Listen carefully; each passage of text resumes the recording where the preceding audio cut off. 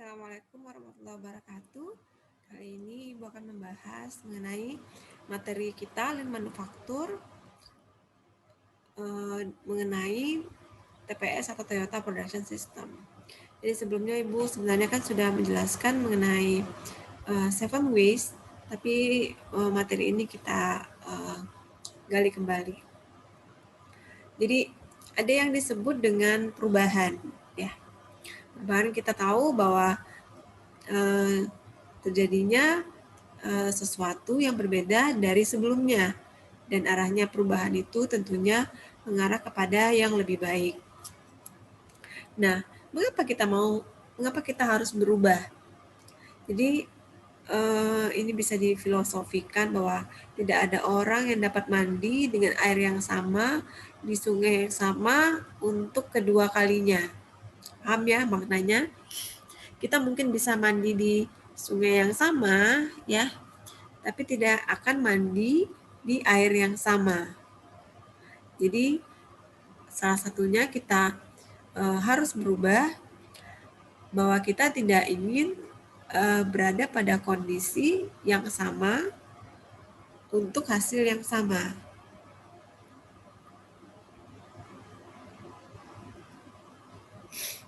Nah, perubahan itu apa saja? Jadi ada perubahan lingkungan, ya.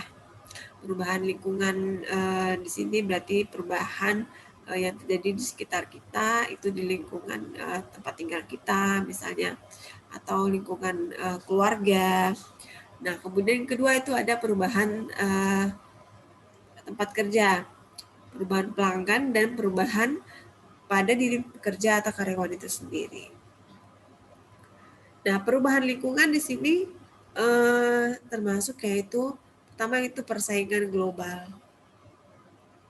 Kita tahu bahwa mau tidak mau kita berada atau hidup di era di mana persaingan itu tidak hanya sifatnya di lokal saja. Jadi kalau dalam perusahaan itu saingan kita bukan hanya yang menjual di kota yang sama atau yang menjual di Indonesia, tapi saingan kita itu lebih luas lagi. Jadi Asia, bahkan seluruh dunia saat ini. Jadi kalau misalnya orang mau, kita aja misalnya sekarang mau beli produk, itu bahwa produk itu tidak hanya dikirim dari Indonesia.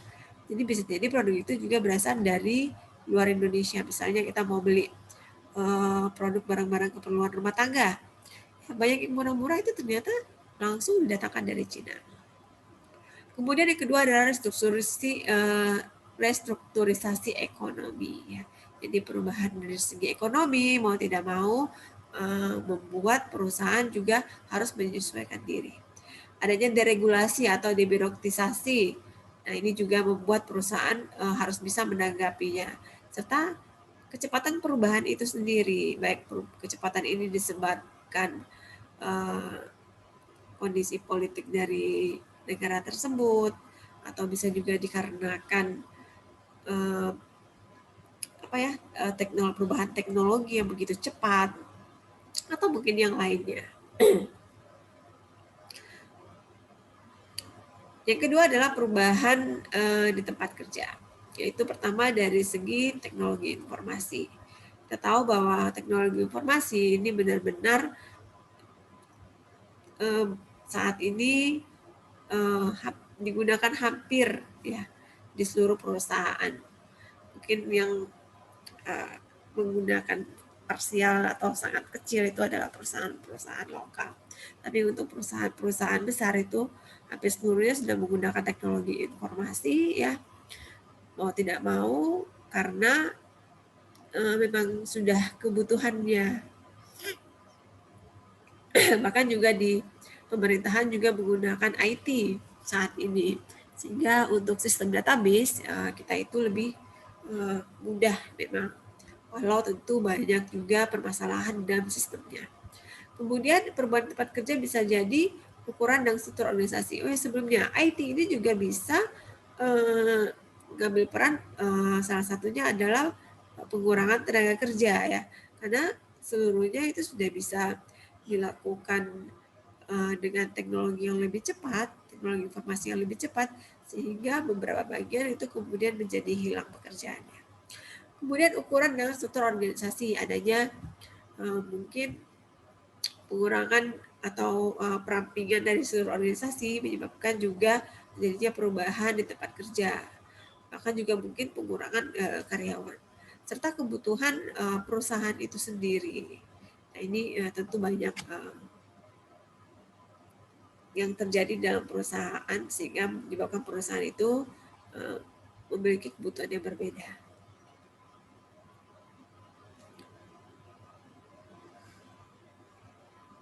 Nah, yang berikutnya, oke, bentar ya. Perubahan pada pelanggan. Nah, perubahan pada pelanggan, ini ada beberapa kriteria baik dari segi mutu, biaya, waktu, customization, inovasi, serta pelayanan kepada pelanggan. Jadi dari segi mutu, bahwa perubahan pada pelanggan saat ini, pelanggan meminta mutu tertentu. Tidak berarti mutunya harus yang terbaik, tapi sudah bisa mendefinisikan mutu. Jadi apakah pelanggan meminta produk dengan harga dengan mutu sesuai dengan kebutuhannya. Jadi kalau dulu mungkin produsen bisa menciptakan produk dengan sesuai standarnya produsen, kemudian customer membeli apa yang tersedia. Tapi saat sekarang mutu itu diminta oleh pelanggan. Kemudian dari segi biaya, biaya juga saat ini bisa jadi berada di tangan pelanggan, dalam artian pelanggan yang menentukan biaya. Dia ingin produk itu dalam kisaran harga berapa, ya. Sehingga mau tidak mau sebagai perusahaan harus bisa menanggapi itu jika ingin produknya sukses di pasaran. Kemudian dari segi waktu,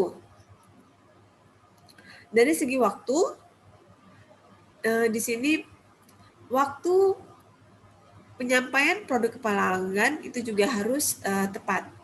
Jadi produk itu ada pada pelanggan pada saat memang dibutuhkan oleh pelanggan. Jadi waktu yang tidak tepat ini menyebabkan pelanggan bisa berubah ke perusahaannya. Customization juga ini menjadi satu hal yang diminta pelanggan di saat ini.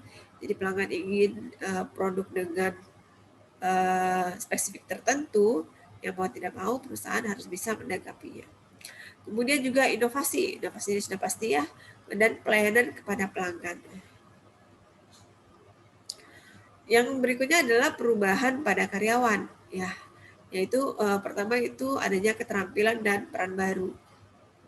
Jadi adanya peran baru mau tidak mau maka karyawan harus berubah untuk menyesuaikan pada peran atau jabatan yang baru, ya.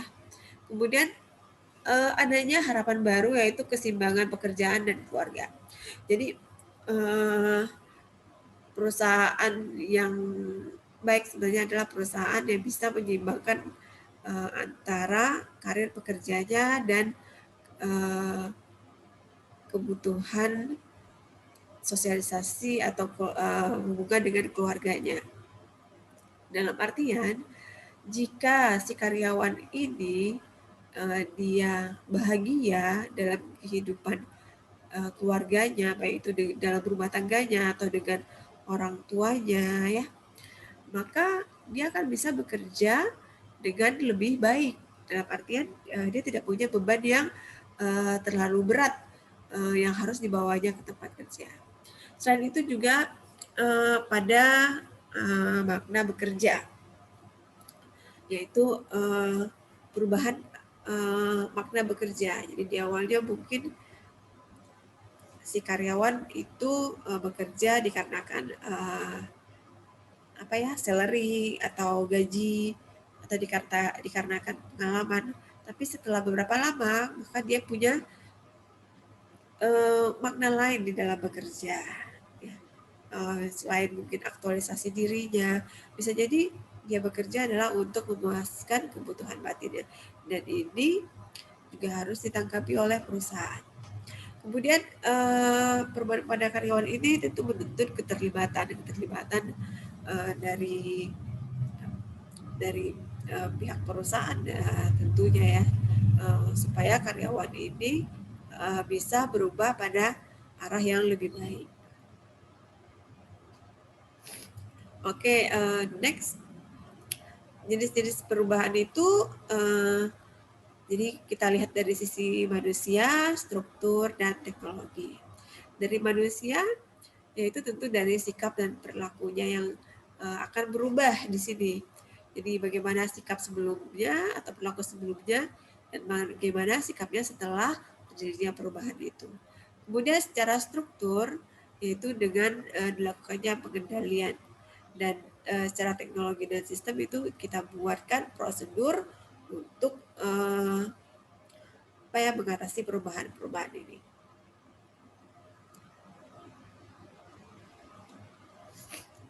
Nah, untuk tuntutan perubahan ini kita harus memahami pola pikir, pola kerja, pola belajar, serta pola tindakan atau perilaku yang harus kita lakukan. Nah,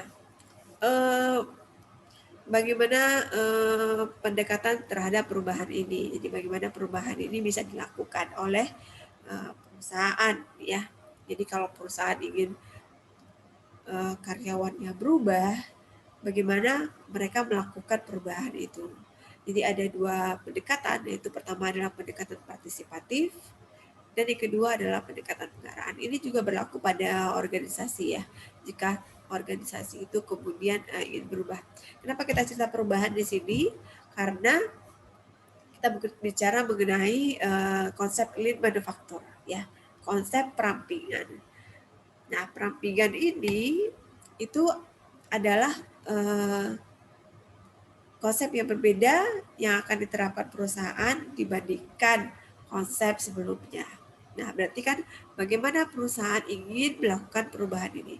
Perubahan ini kan tidak bisa hanya dalam bentuk misalnya prosedur saja yang dirubah misalnya, atau aturan saja yang dirubah.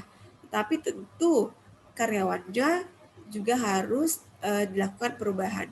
Nah, perubahan pada karyawan inilah mungkin salah satu yang paling tantangannya besar, dan dilakukan di sini adalah dengan pendekatan terhadap perubahannya ini. Yang dua ini akan kita bicarakan. Nah, apa itu pendekatan partisipatif? Jadi pendekatan partisipatif di sini, kalau kita lihat di sini, yaitu dari personal power-nya memulainya itu dari knowledge, kemudian attitude, individual behavior, dan group behavior. Jadi kita mulai dari pemahaman dulu, pemahaman personal dari tiap karyawannya. Jadi mengapa mereka harus berubah ya? Apa keuntungan bagi pribadi mereka kalau perusahaan itu berubah? Jadi dia juga harus tahu kalau perusahaan itu misalnya menerapkan konsep lean ini, apa keuntungan bagi si karyawannya ini, sehingga akhirnya dia melakukan perubahan ini adalah atas kesadaran pribadinya, bukan dikarenakan memang hanya tuntutan perusahaan saja. Kemudian dari knowledge masuk ke attitudes. Setelah dia memahami mengapa dia harus berubah, maka kita meminta dia melakukan perubahan perilaku. Perubahan perilaku ini banyak sekali ya. Baik memang perubahan perilaku dalam mematuhi prosedur-prosedur. Jadi misalkan dalam mematuhi prosedur kerja yang baru, maupun perubahan attitude di dalam bekerja. Ya, perubahan attitude dalam bekerja misalnya semangat kerjanya, kemudian juga leadershipnya dalam bekerja misalnya, kerjasamanya, dan ini akan masuk ke dalam individual behavior. Jadi jadinya perubahan perilaku pada si pekerjanya, yang akhirnya nanti akan setiap personal ini setelah berubah, maka kemudian kita bisa mengubah group behavior yang kecil sampai dengan keseluruhan dari perusahaan ini bisa berubah. Jadi pendekatan itu kalau untuk partisipatif dilakukan dari bawah, ya, dari perubahan personal setiap karyawannya. Oke, kita masuk yang kedua, yaitu pendekatan pengarahan.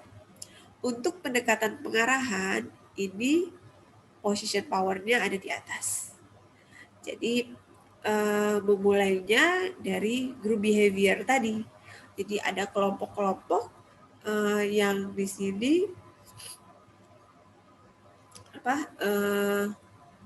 diminta untuk melakukan perubahan itu. Nah, itu tentu di grup ini ada leadernya, ya. Nah, kemudian dari situ akan dilakukan perubahan behavior, kemudian perubahan attitude, dan juga pemahaman ke masing-masing personalnya. Jadi kalau tadi down to up, maka ini top down.